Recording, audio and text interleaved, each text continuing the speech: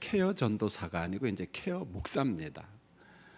5월 달에 목사 안수 받는 줄 알았는데 이미 4월 달에 목사 안수를 받았대요. 그래서 앞으로 부를 때는 케어 다곤 목사님 그렇게 해주셨으면 합니다. 설레이는 마음으로 이렇게 파송 예배 드릴 날을 위해서 기도 좀 해주셨으면 합니다. 오늘은 데살로니가전서 13번째 마지막 설교입니다. 본문에는 축복 기도와 어떤 그 인삼 말씀, 그 다음에 우리가 얼마나 여러분들을 사랑하는가 그 사랑의 말씀이 담겨져 있습니다. 목회자와 교인들이 서로 신뢰하고 사랑한다. 누가 봐도 참 행복한 교회고 행복한 사람들입니다.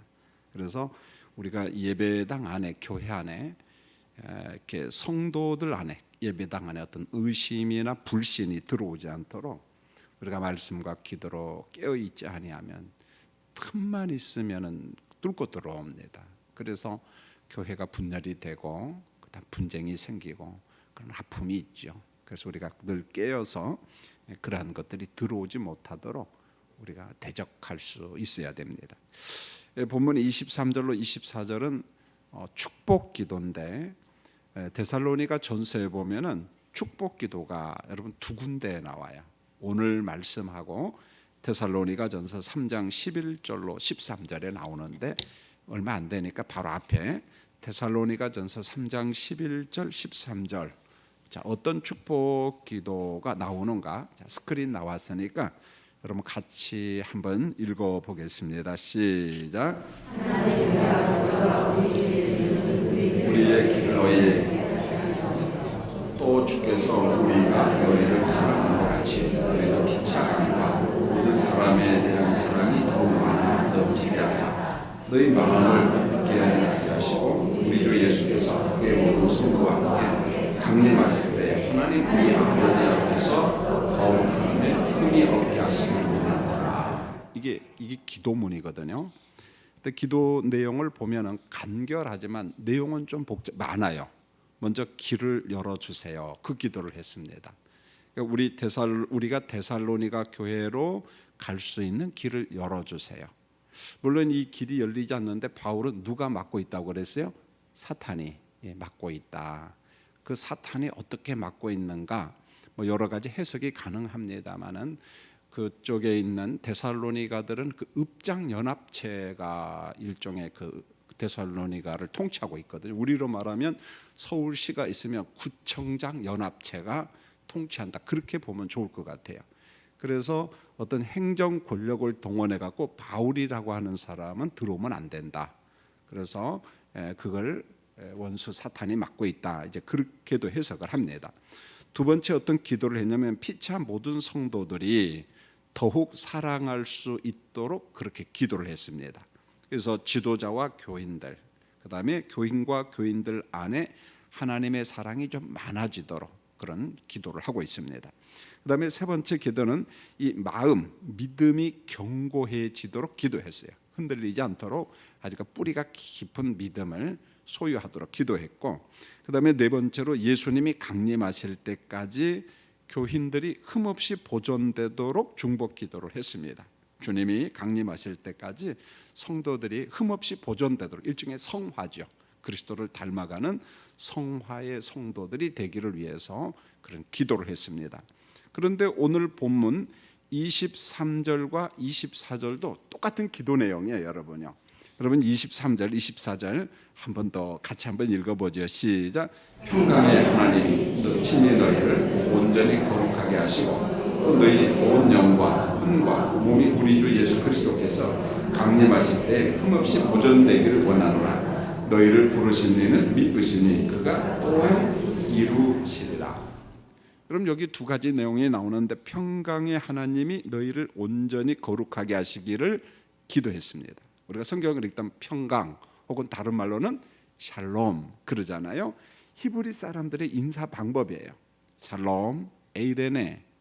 여러분에게 평강이 있기를 원합니다. 하나님의 샬롬이 임하기를 원합니다.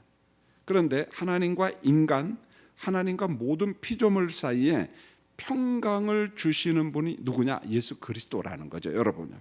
그래서 우리 예수님께서 평강의 중매자, 평강을 연결하시는 분, 바로 그분이 예수 그리스도이심을 우리가 기억해야 돼요. 그래서 에베소서 2장 14절에 보면은 예수님을 화평이라 그렇게 이야기했습니다. 그래서 둘로 하나를 만드신다. 여러분 스크린 나왔네요. 같이 한번 읽죠. 시작. 그는 우리의 화평이시니라. 둘로 하나를 만드사 원수된 것 곧 중간에 막힌 담을 자기 육체로 허시고. 중간에 막힌 담을 자기의 무엇으로 허무셨다고요? 육체로. 여기서 육체는 뭐겠어요? 육체 뭐겠습니까? 십자가예요. 십자가. 어물어물하지 마시고 예수님께서 육체로 십자가를 통해서 막힌 담을 갖다가 허물었다, 그런 말이죠.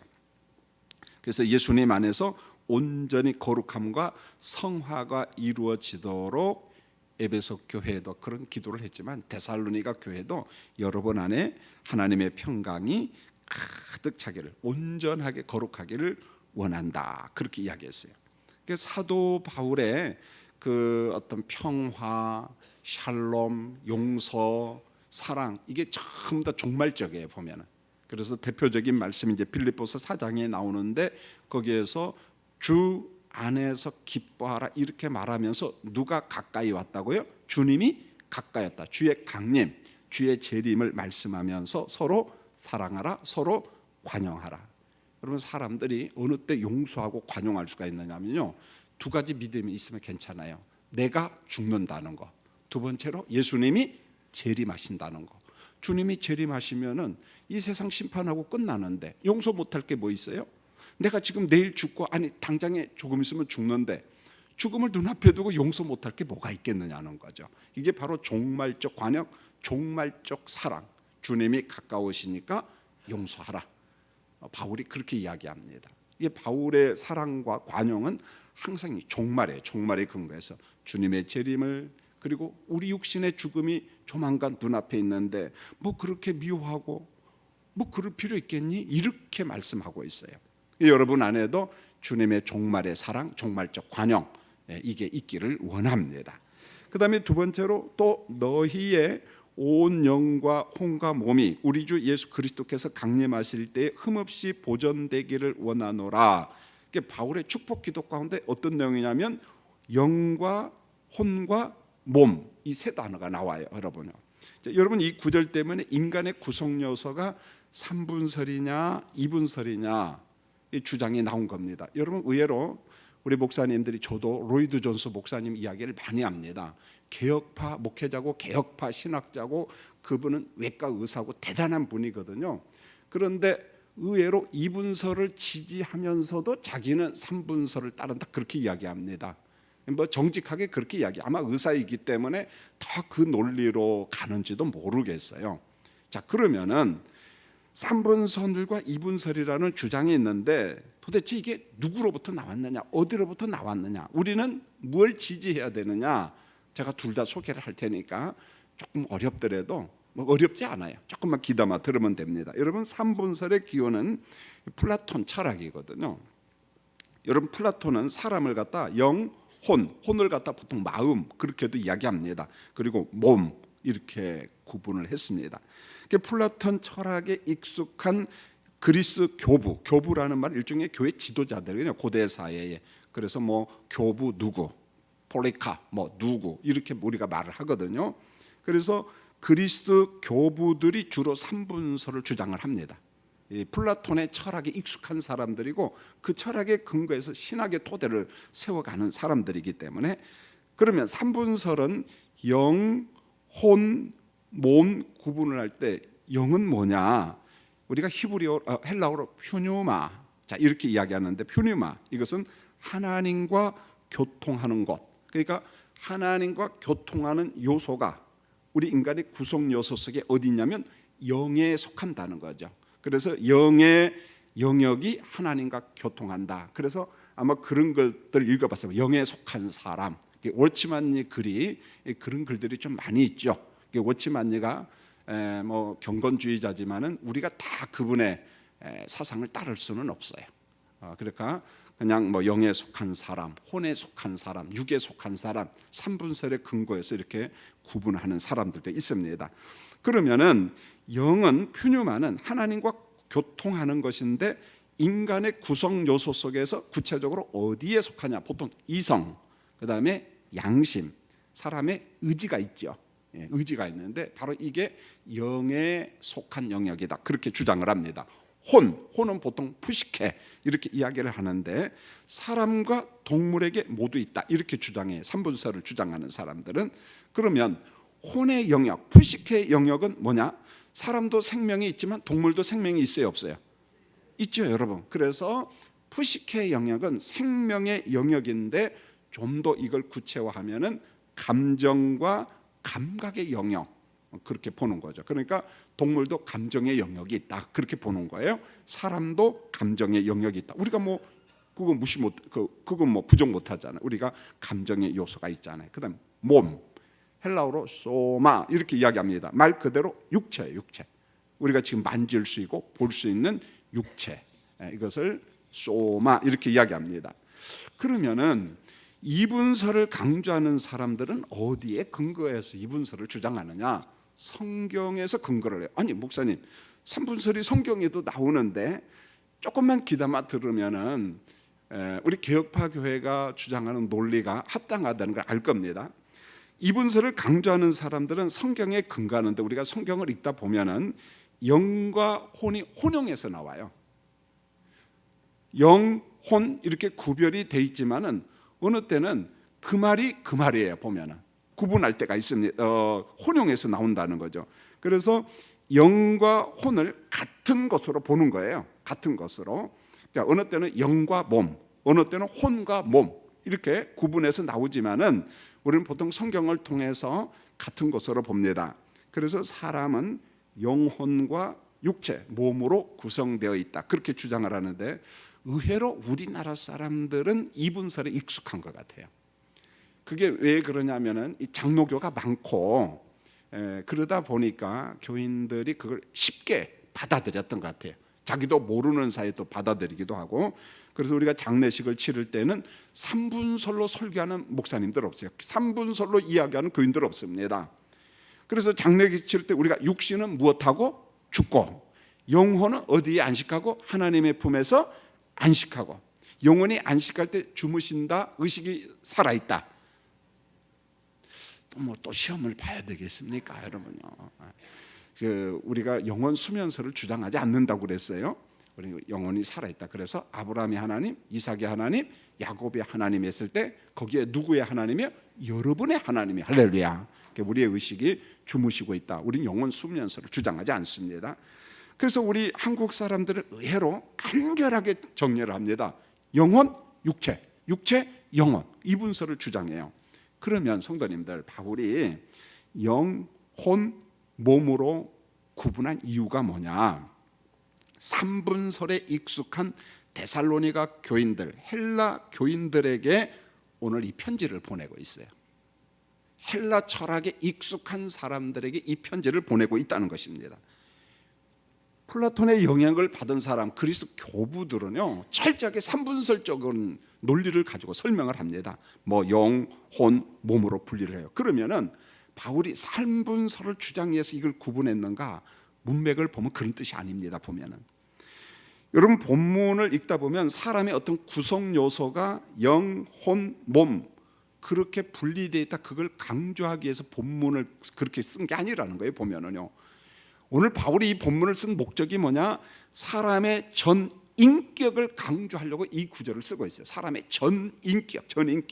그래서 사람의 전 인격이 강림하실 때까지 어떻게 보존되기를 원한다고 했어요? 흠 없이 보존되기를 원한다. 이때 데살로니가 교인들에게 편지를 보내면서 그들의 어떤 그 철학 구조 속에서 이야기를 하는 거예요. 인격을 이야기를 하는데 그 인격을 영, 혼, 몸 그런 관점에서 이야기를 하는 것이지, 바울이 그 단어를 분리했다고 해서 삼분설을 주장하는 것은 아니라 바울이 의도하는 건 뭐냐? 사람의 전 인격, 그것을 갖다가 헬라 철학적 논리로 지금 이야기를 한 거예요. 사람의 전 인격이 그리스도께서 강림하실 때까지 어떻게 된다? 흠 없이 보존되기를 원한다, 그렇게 이야기를 합니다.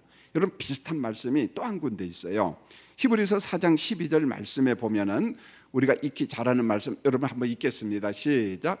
하나님의 말씀은 살아있고 활력이 있어 자유의 날선 어떤 검보다도 예리하여 혼과 영과 및 관절과 골수를 찔러 쪼개기까지 하며 또 마음의 생각과 뜻을 판단하니.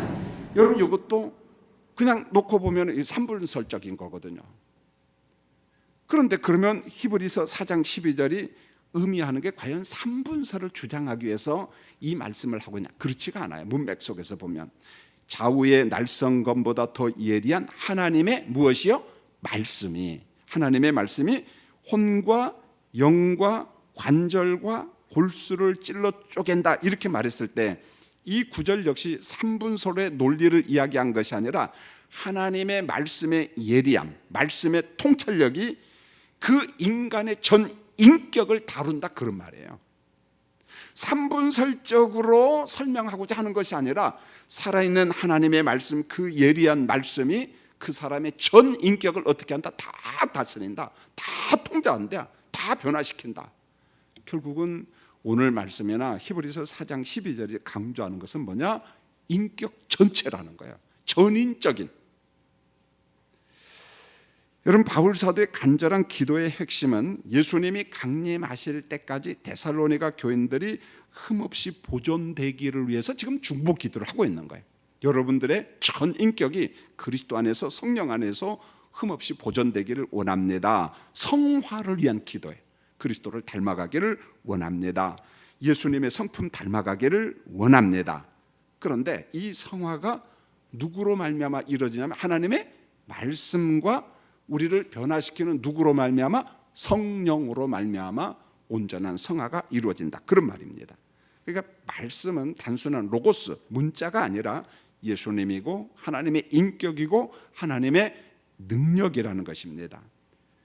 결국 우리를 완전히 다듬어가는, 우리의 전 인격을 다듬어가고 그리스도를 닮도록 하는 것은 실질적으로 삼위 중에 성부, 성자, 성령 중에 물론 일체로서 하나님이 하시지만은 위격의 사역을 놓고 보면 누가 우리를 성화 사역하는 거예요? 성령께서 우리의 인격을 닮아가고 그리스도를 닮도록 하고 우리를 고상하게 다듬어가요. 성령께서. 여러분 이제 24절을 한 번 더 보려고 합니다. 자, 하나님께서 여러분 24절 한 번만 더 읽을까요? 두 가지 의미가 나오는데 24절 읽습니다. 시작. 너희를 부르시는 이는 미쁘시니 그가 또한 이루시리라. 자, 너희를 부르시는 이는 미쁘시니 신실하다, 믿을 만하다. 누구죠? 하나님. 하나님께서 우리를 어떻게 했어요? 불렀습니다. 그 하나님은 미쁘시고 신실한 분인데 그 우리를 부르신 하나님께서 무슨 일을 하냐? 우리를 부르신 하나님은 예수 그리스도를 통해서 우리를 구원받게 했고 구원받음으로 말미암아 끝난 것이 아니라 구원을 어떻게 해요? 이루어 가는 것.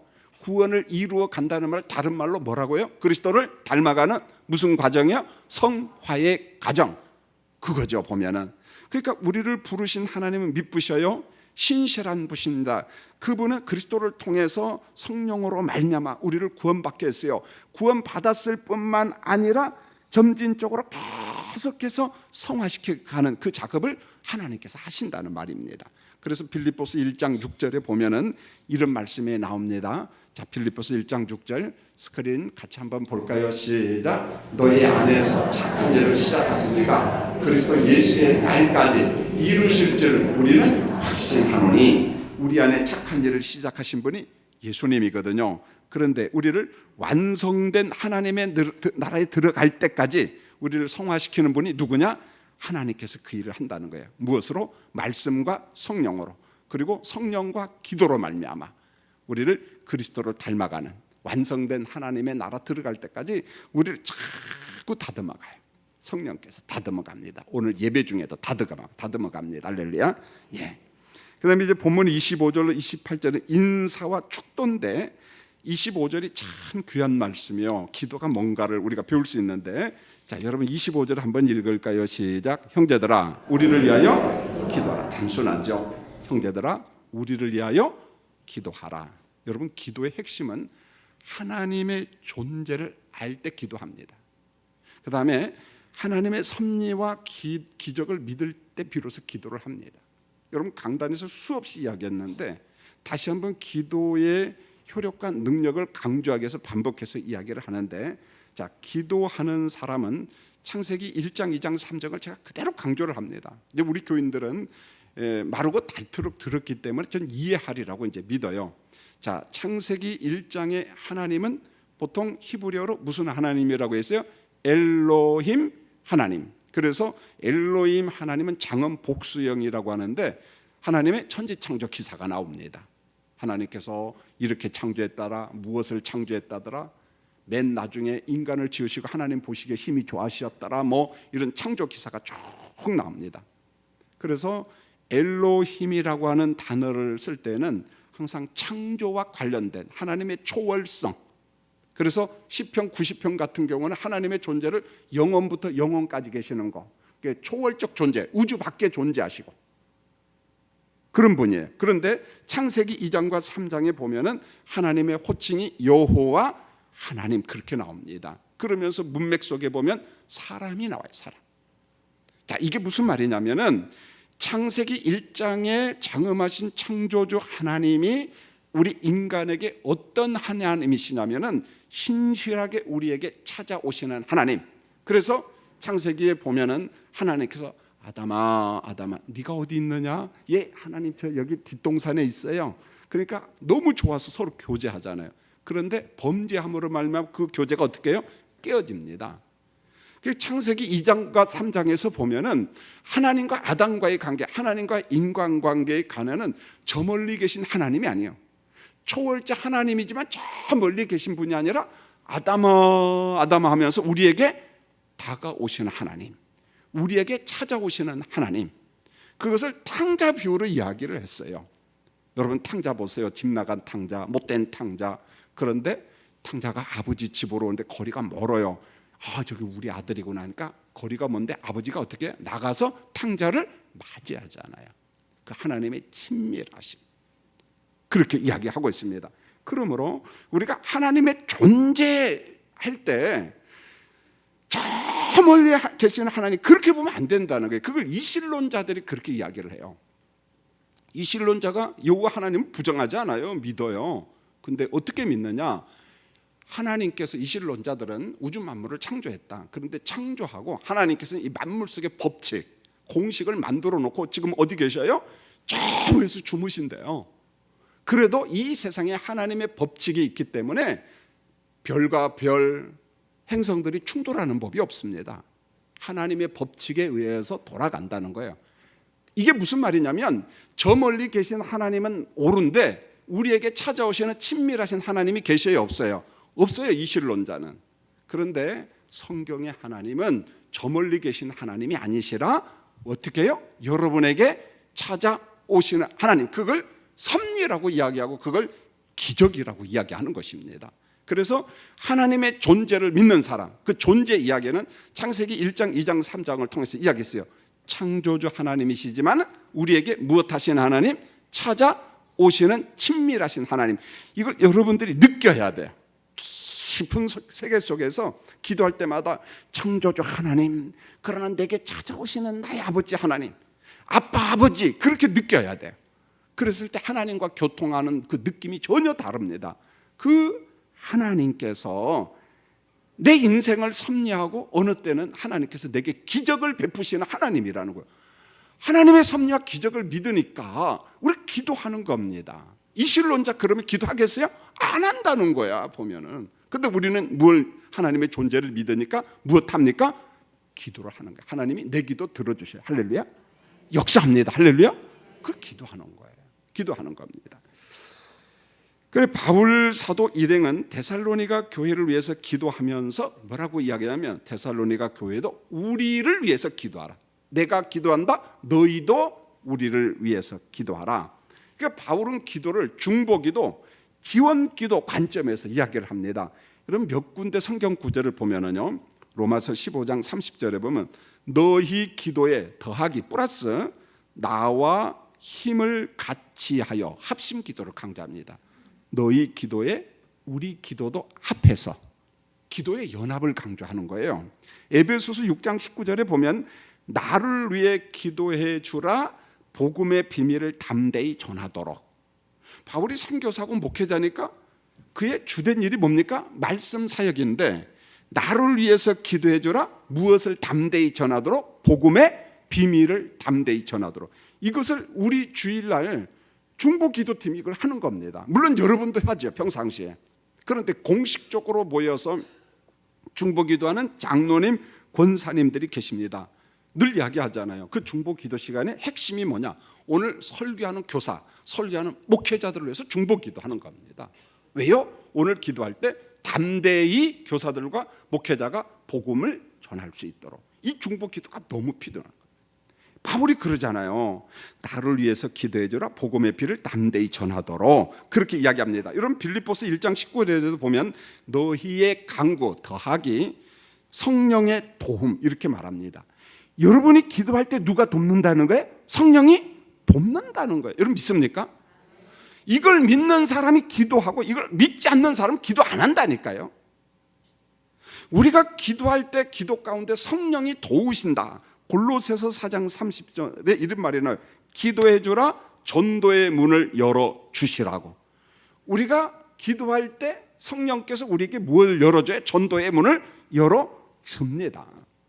여러분이 아파트 단지에서 사람들에게 전도지 뿌리면 다 휴지통에 들어가는 것처럼 보이지만 그렇지 않다는 거예요, 여러분요. 누군가 기도하고 여러분이 기도했을 때 그 전도의 문이 열리도록 누군가에게 눈이 열리도록 기도하는 사람이 있고 거기에 성령이 역사한다는 거예요. 그래서 기도해주라 전도의 문을 열어주시고 그리스도의 비밀을 말하도록 그리스도의 비밀을 말하도록 이게 바로 중보기도예요. 그래서 우리가 기도가 중언부언 허공치는 기도가 아니에요. 좀 더 설명합니다. 기도는 지원하는 능력이다. 제가 그런 이야기를 해서 기도는 지원하는 거예요. 지원 사격을 하는 겁니다. 기도는 상대방을 우리 옆으로 모셔오는 거고 우리가 그 사람 옆으로 가는 사랑의 친교라는 거예요.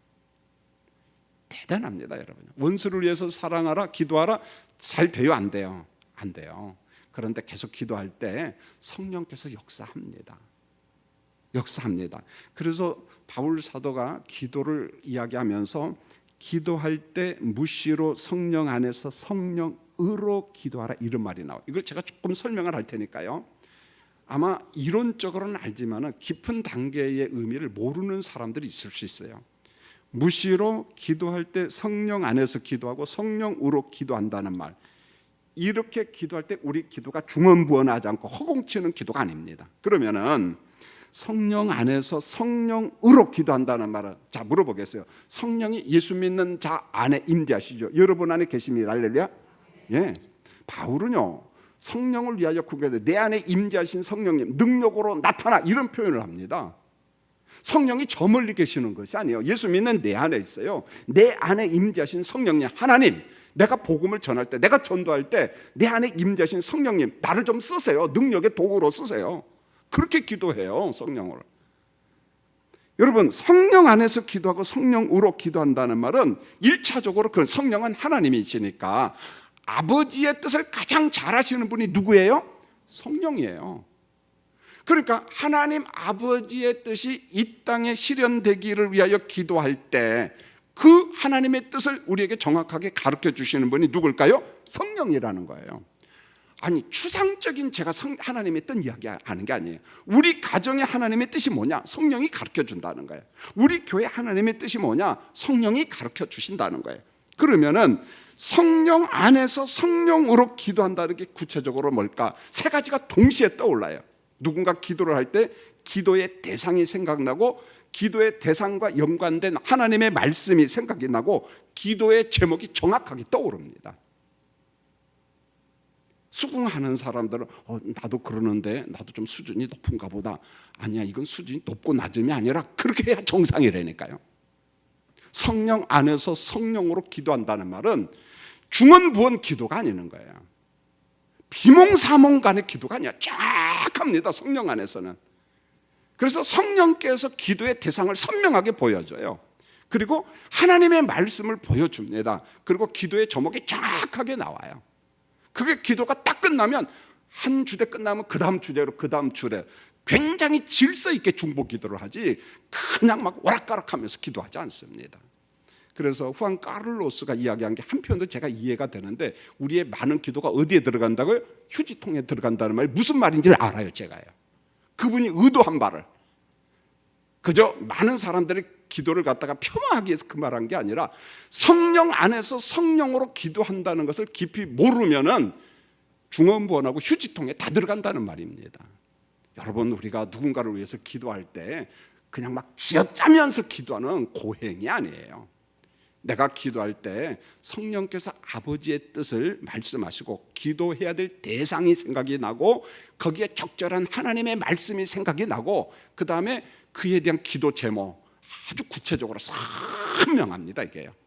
이게 한 토막 한 토막 탁탁 떨어지면 쭉 가요. 그러다 보면 1시간 기도하고 2시간 기도합니다.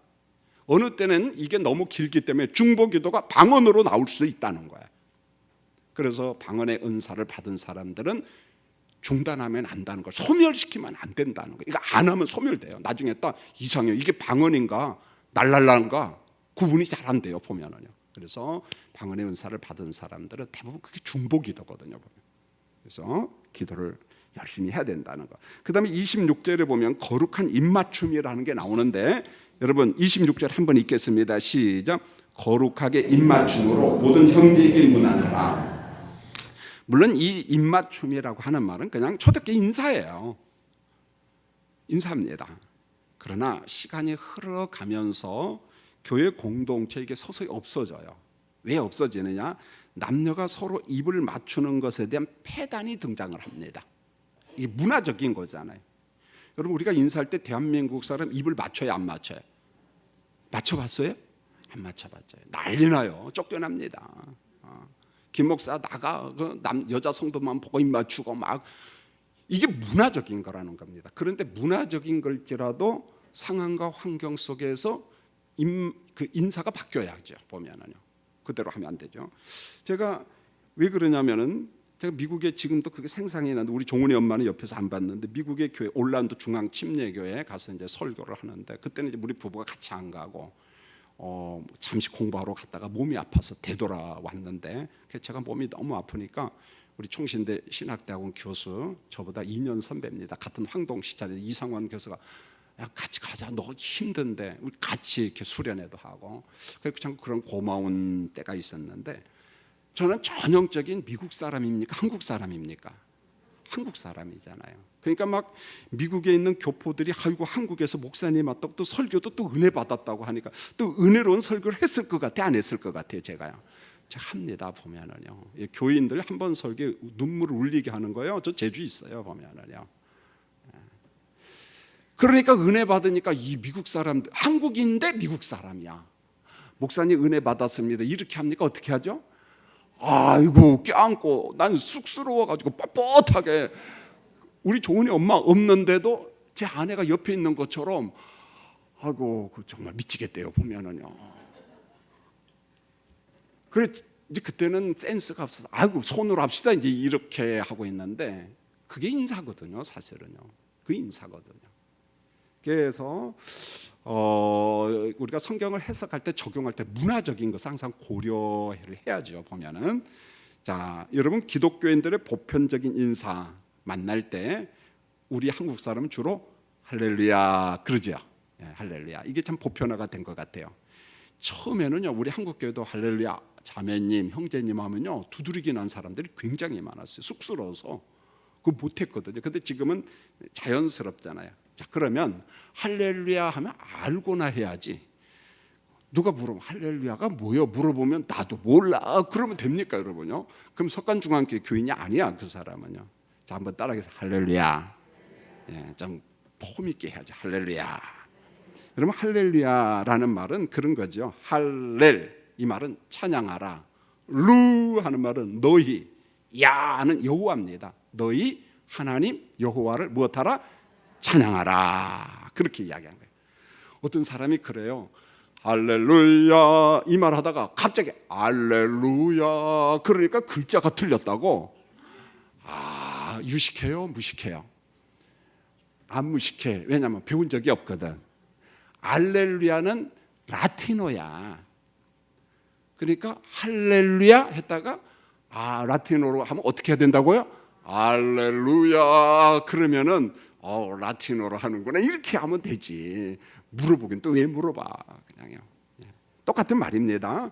그래서 어떤 할렐루야 이게 안녕하세요 그렇게 보면 돼. 집사님 안녕하세요. 집사님 반갑습니다. 잘 있었어요? 우리가 만나니까 인사하긴 해야 되는데 우리 한국 사람으로서 그거 좋잖아요. 할렐루야 집사님 안녕하세요. 건강하세요. 옆에 있는 분 보고 한번 인사하겠습니다. 할렐루야 집사님 가세요. 그럼 물어보세요. 할렐루야가 뭔 뜻이에요? 물어보니까 답변했어요? 그래요. 인사법이 문화적인 거니까 우리 문화의 정서에 맞게끔. 우리나라는 막 껴안고 막 호들갑 떨면은 또 상처받아. 그 조심해야 되죠. 보면은요. 그다음에 이제 27절 바울의 그 일행은 간청을 하는데 무슨 간청을 하냐? 이 시대에는 인쇄술이 발전하지 않았거든요. 그러니까 이렇게 말할 수밖에 없어요. 여러분 27절 읽겠습니다. 시작. 내가 주를 힘입어 너희를 명하노니 모든 형제에게 이 편지를 읽어주라. 모든 형제에게 어떻게 이 편지를 읽어주라. 왜냐하면 옛날 인쇄술이 발전했습니까? 무슨 종이가 있습니까? 양피지에다 글 쓰고 파피루스에서 글을 쓰는데 얼마나 힘들겠어요. 그러니까 편지는 회람형인데 회람하다 보면 잊어버리거든요. 그래서 주일날 오면은 사도 바울의 서신서를 읽어주는 거예요. 잘 들어야 됩니다. 기가 막히게 들어야만 돼요. 그렇지 않으면은 뭔 말인지 모르거든요. 보면은. 그리고 그것을 뜻풀이를 좀 해주고. 그래서 오늘 그렇게 말하잖아요. 거룩하게 입맞춤으로 모든 형제에게 문안하라. 내가 주를 힘입어 너희를 명하노니 모든 형제에게 이 편지를 잘 읽어줘라. 이 편지를 정말 잘 읽어줘라. 그리고 이제 마지막 28절 축도에 대해서 나오는데 자 28절 읽겠습니다. 시작. 우리 주 예수 그리스도의 은혜가 너희에게 있을지어다. 이렇게 말합니다. 은총은 위로부터 임하는 겁니다. 하나님이 주는 거, 은총, 수여하는 거예요. 그럼 왜 그걸 목사님들이 합니까? 그것은 일종의 그 하나님의 어떤 그런 축복 선언을 위임 목사로서 목회자로서 그죠 대신하는 그런 거지 어떤 뭐 권위를 높이기 위해서 그런 건 아닙니다. 그런데 우리 교회는 우리 주 예수 그리스도의 은혜가 너희에게 있을지어다 그렇게 합니까? 김 목사가 어떻게 하죠? 축원합니다. 이렇게 하죠. 여러분 이상하잖아요. 다른 교회 목사님들 오면 있을지어다 그렇게 하죠. 참 이렇게 말도 안 하시네 전부 다. 근데 우리 교회는 축원합니다. 1차적인 것은 김 목사가 좋아서 그렇게 하는 거예요. 제가 처음부터 그 이야기를 하고 합니다. 제가 좋아서. 왜냐하면 전 어릴 때 아주 어릴 때부터 뭐 유치부 때부터 교회를 다녔기 때문에 유치부 때도요 새벽 예배 나갔다니까 여름 성경학교 때 뭐 타려고요? 알긴 잘하시 상 타려고. 상 욕심이 있잖아요 그때는요. 상 타려고 이렇게 열심히 나갔었는데 그때 저희 교회 목사님이 저희 사둔이었어요.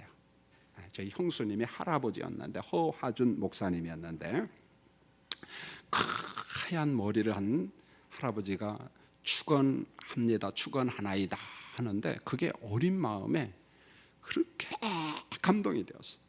감동이.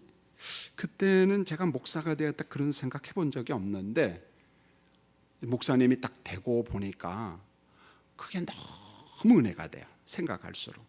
여러분 허준 목사님이 누구냐면은 전라남도 영광의 염상교회 가면 허상 장로님 순교자거든요. 죽었습니다. 그 허상 장로님의 바로 밑에 동생이 허화준 목사님입니다. 이분은 허화준 목사님 독립운동도 하시고 평양신학교 출신인데 그래서 그분이 지금도 선하게 생각이 납니다. 그래서 우리 교회 목회자들한테는 제가 부탁을 하죠. 우리 교회에 있는 동안은 김기선 목사가 담임 목사니까 원하는 대로 축원합니다. 그렇게 하시고 본인이 담임 목사로 가면은 본인이 하고 싶은 대로 하면 돼요. 할지어다. 대부분 그러네요. 우리 경기노에서는 고인 대신 승동교회 박상원 목사님이 축원합니다.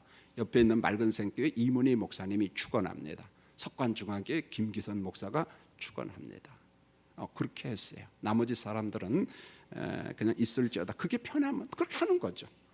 뭐 이렇게 했든 저렇게 했든 그건 중요하지 않아요. 우리 교단도 제가 어릴 때, 제가 중고등학교 때는 뭐뭐 할지어다 그렇게 한 적 없어요. 다 축원합니다. 그런데 어느 날 이게 고린도 성경에 이렇게 나오니까 뭐뭐 할지어다 이렇게 통일한 겁니다. 그래서 상관없습니다. 할지어다 축원합니다. 지금도 통합 측이나 대부분의 교회는 뭐뭐 할지어다 이렇게 하는데 별로 없어요. 지금도 축원합니다. 이렇게 합니다. 이렇게 하든 저렇게 하든 틀리지 않다는 것. 이제 데살로니가 전서 결론을 맺겠습니다. 바울은 데살로니가 교인들을 정말 사랑했어요. 어린아이 교회예요. 그런데 생각보다 성숙했습니다. 하나님의 말씀대로 물론 종말관이 조금 잘못돼서 혼돈에 빠진 사람들이 있었지만 정말 바람직한 교회, 멋진 교회. 우리 석관중앙교회도 바울 서신을 쭉 보면서 정말 본받고 싶은 교회가 두 군데예요. 하나는 빌립보 교회, 하나는 데살로니가 교회. 정말 본받고 싶지 않은 교회가 어디 교회예요? 고린도 교회예요. 우리 교회 목사님들은 다 어느 교회 담임 목사로 가야 된다? 데살로니가 교회하고 어디 교회요? 빌립보 교회. 고린도 교회는 가면 된다 안 된다? 하나님이 가라면 가야 되지만 가면은요, 목회 못합니다. 그래서 여러분들이 기도할 때 우리 교회가 데살로니가 교회, 빌립보 교회 같은 우리 목사님들은 이와 같은 교회를 만나게. 교회가 사이즈가 크냐 작냐 그건 2차적인 문제인 것 같아요. 그래서 정말 목회 잘할 수 있는 좋은 환경의 교회를 허락해 주시라고 그렇게 기도했으면 합니다. 이제 데살로니가 전서 이렇게 마치고 제가 이제 다음 주부터는 이런 설교를 하려고 합니다. 자, 스크린 한번 방송실 띄워주시기 바랍니다. 무슨 말이냐면 이 본문은 목회자가 도와주지 아니하면 해석하기가 어려운 본문들이에요. 그래서 그런 게 참 많지만 몇 개의 구절, 지난번에 우리 김태형 목사가 1번으로 했어요. 기부원의 그 태양이 멈추고 달이 멈추고 이렇게 해석을 했는데, 자, 한번 넘기라면 넘기세요. 자, 1과 한번 읽겠습니다. 시작. 엘리사를 놀린 아이들 사건. 이게 무슨 말이냐면 42명을 찢어요. 곰이 나타나가지고. 그 어떻게 사랑의 하나님이 저럴 수 있느냐. 이게요 상당히 문제가 되는 본문이에요. 해석할 때 하나님에 대해서 거부하는 본문 중에 한 본문이에요. 자, 두 번째 읽겠습니다. 시작. 아말렉을 진멸하라. 이게 무슨 뭐 해당. 그런데 아말렉을 죽이라 할 때 소화와 심지어는 어디까지요? 젖먹이까지 다 죽이라는 거예요. 하나님의 속성과 안 맞는다는 거죠. 그래서 이게 단죄입니다. 그냥 우리가 쉽게 넘어갈 본문이 아니에요. 자, 세 번째 읽겠습니다. 시작. 화평이 아니라 검을 주었다. 하나님의 속성은 화평이잖아요. 근데 난 화평 준 게 아니라 그리스도께서 뭘 주러 왔대요? 아니, 잡아 죽이러 왔다는 거야. 이게 또 하나님의 속성하고 그리스도의 속성하고 맞느냐? 이게 논란의 주제가 되는 거죠. 네 번째요. 시작. 예수 그리스도의 족보. 마태복음 1장인데 이 족보가 보면 그냥 읽어가면 문제가 없어. 그런데 읽다 보면은 뒤죽박죽이에요. 보면은요, 뭐 여자 이름이 들어가고 또 누구는 빠지고 막 그런 족보. 그럼 왜 이렇게 썼는가? 이 당시 이렇게 쓰는 나름대로 유대인들의 규칙이 있어요. 그런 걸 공부를 하고요. 그 다음에 5가 시작. 야곱은 누구와 씨름을 했는가? 우리 잘 압니다. 그런데 누구하고 씨름했는가? 6가 시작. 하나님이 시험하시는 목적. 하나님이 왜 시험을 하냐는 거예요. 목적이 뭐냐? 제7과 시작. 베드로의 고백과 천국의 열쇠 해석. 여러 번 이야기했어요. 근데 로만 카톨릭하고 우리하고 해석의 차이가 있고 천국의 열쇠 해석을 해석하기가 좀 난해해요. 꼬집어서 딱 설명해 주지 아니하면. 그 다음에 8과 읽겠습니다. 시작. 실로는 누구인가? 창세기 4장에 보면 실로가 오기까지 했을 때 실로가 성읍 이름이냐 사람 이름이냐, 실로가 누구냐는 거죠. 그 다음에 9가 시작. 입다의 서원해서. 입다가 무슨 서원을 해줘? 내가 승리하고 오면은 우리 집 앞에서 나를 맞이하고 환영하는 사람은 뭘로 드린다? 번제물로 드린다. 그랬는데 제물로 드린다. 정말 드렸느냐 안 드렸느냐, 그걸 해석해 놓은 거예요. 제10과 시작. 내가 너희를 신이라 하였노라. 내가 너희를 사람을 보고 신이라고 했어요. 여러분이 신이래. 아멘? 아멘 안 하잖아요. 그런데 성경에 보면 내가 너희를 신이라고 한다. 이게 나와요. 그러면은 어떤 개념의 신개념, 신적 개념인가? 성경에서 이야기를 해야죠. 그 다음에 11과 시작. 인자와 죽은 자들은 누구인가? 인자, 예수 그리스도죠. 그 다음에 주님이 봤을 때 죽은 자는 누구냐는 거예요. 죽은 자로 장례식 치르라 그러잖아요. 그 다음에 12가 시작. 누가 구원을 받고 심판을 받는가? 이게 로마서 2장 설교입니다. 그래서 그 율법 밖에 있는 이방인들, 복음을 듣지 못하고 율법을 모르는 사람들의 구원 문제는 어떻게 해결해야 되느냐? 다시 말하면 우리 기독교 역사가 얼마 안 되잖아요. 자, 이걸 어떻게 해석해야 될 것이냐 그런 거고 13가 읽겠습니다. 시작. 인자의 살과 피를 먹고 마셔라. 이 말을 듣는 순간에 유대인들은요 아찔했어요. 저 웬 식인종이 있느냐고. 그 이 말이 무슨 말인가? 우리가 늘 성찬식 때 하잖아요. 그런데 이 본문의 참 의미가 뭔가? 인자의 살과 피를 먹고 마셔라. 이런 식으로 해서 제가 15번 정도 이렇게 설교를 하려고 합니다. 이 설교 끝나고면 제가 빌립보서 설교를 합니다. 왜냐하면 우리 교회에서 허락해 줘서 제가 그리스 바울 사도 그 선교지를 쭉 방문합니다. 빌립보, 네아폴리, 데살로니키, 고린도 다 갔다 올 거예요. 그래서 갔다 와서 설교하려고 쫙 밀어놨습니다. 설레이죠? 수요예배 와야 되겠어요? 안 와야 되겠어요? 당연히 와야 되죠. 안 오는 사람은 왜 안 오는지 저도 모르겠어요. 보면은. 자, 교회 소식입니다. 이번 주간 고난